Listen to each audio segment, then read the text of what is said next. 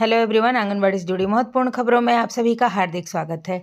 आज की इस वीडियो में हम लोग बात करने वाले हैं कि अप्रैल माह में होने वाले टेक होम राशन के वितरण और एफआरएस सिस्टम लागू होने की, इन दोनों मुद्दों पर हम लोग चर्चा करने वाले हैं। बहुत जगहों पर बिहार के लगभग सभी जिलों में अप्रैल माह के पोषाहार की राशि सेविकाओं के खाते में चली गई है। आप यह वीडियो कहाँ से देख रहे हैं और आपके खाते में पोषाहार की राशि गई है या नहीं गई है, आप मुझे कमेंट बॉक्स में अवश्य बताएं। लेकिन लगभग मुझे जहां से इन्फॉर्मेशन मिली है, बहुत जगहों पर निकासी भी हो गई है, लेकिन कई जगहों पर अभी निकासी नहीं हुई है। लेकिन अप्रैल महीने की पोषाहार की राशि आंगनबाड़ी विकास समिति के खाते में भेज दी गई है।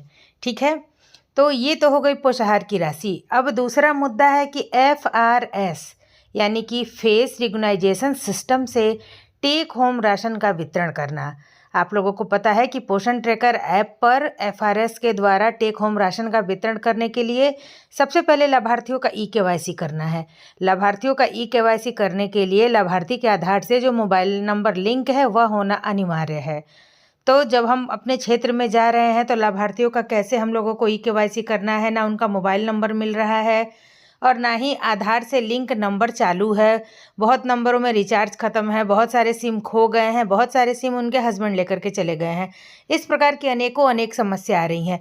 फिर समस्या आ रही थी कि कैसे गर्भवती महिला आएगी या प्रसूति माता जिसका कि हाल ही फिलहाल में डिलीवरी हुआ है, या छोटे बच्चों की माँ, क्योंकि अभी अप्रैल के महीने में जब मौसम चेंज होता है उस समय में सबसे ज़्यादा बच्चे, बूढ़े या जो है कि युवा बीमार पड़ते हैं। ज़्यादातर तो हमारे आंगनबाड़ी केंद्र में भी अभी बच्चों की संख्या घटने लगी है, क्योंकि बहुत सारे बच्चों को बुखार, सर्दी, जुकाम इत्यादि चल रही है।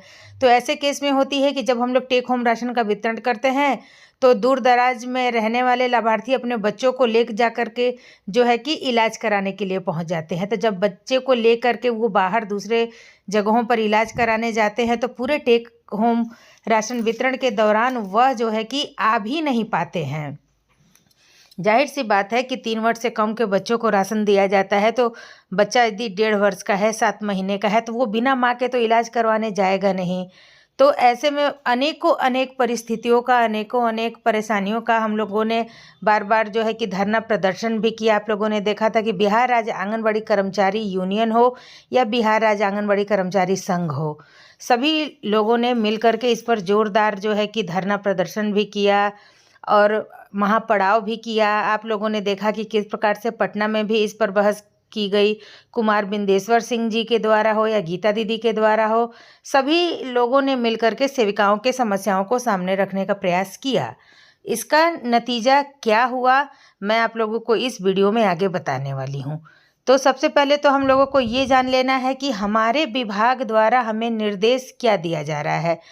मैं आप लोगों को बताऊं कि किसी भी यूट्यूब चैनल को देख करके या किसी भी आंगनबाड़ी सेविका के कहने पर या किसी भी यूट्यूबर के कहने पर आप लोगों को अपने कामों की दिशा को नहीं बदल देना है। ठीक है, आपके विभागीय निर्देश के अनुसार, आपका विभागीय निर्देश यदि है कि एफआरएस सिस्टम से आप लोगों को हर हाल में टेक होम राशन का वितरण करना है, तो यह आपकी जिम्मेदारी बनती है कि आप अपने बाल विकास परियोजना पदाधिकारी को इसकी लिखित सूचना दें कि हमारे पोषक क्षेत्र में इस प्रकार की समस्याएं आ रही हैं। और सबसे बड़ा मुद्दा है आंगनबाड़ी वर्करों को मोबाइल का ना मिलना।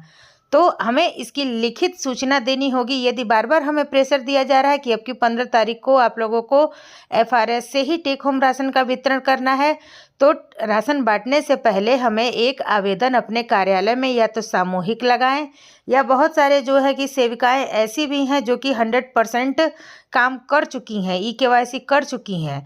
100% नहीं तो 80, 60, 70% तो बहुत सारी बहनों ने काम कर लिया है।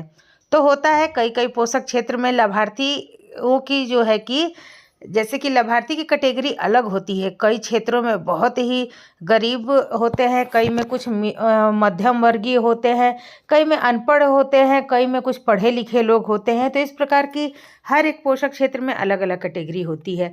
तो हमें ये नहीं देखना है कि फलाने सेविका क्या लिख रही है, चिलाने सेविका क्या लिख रही है। हमें ये लिखना है कि हमारी क्या स्थिति है, हमारे साथ क्या परेशानी है। वीडियो पसंद आया तो एक लाइक करें।